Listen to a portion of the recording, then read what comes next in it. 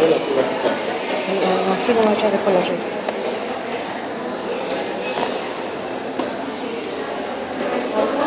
Vai por donde circular.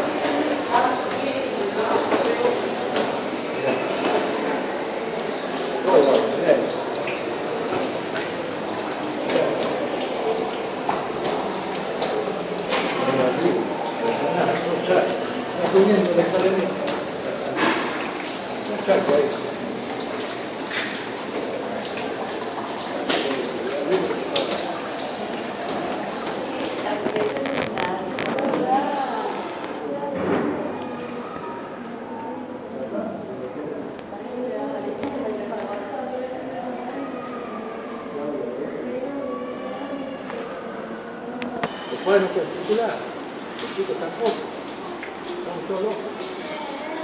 Creo que hay que poner bañeras para no se vuelva nada. Ya las camas para estar ubicadas.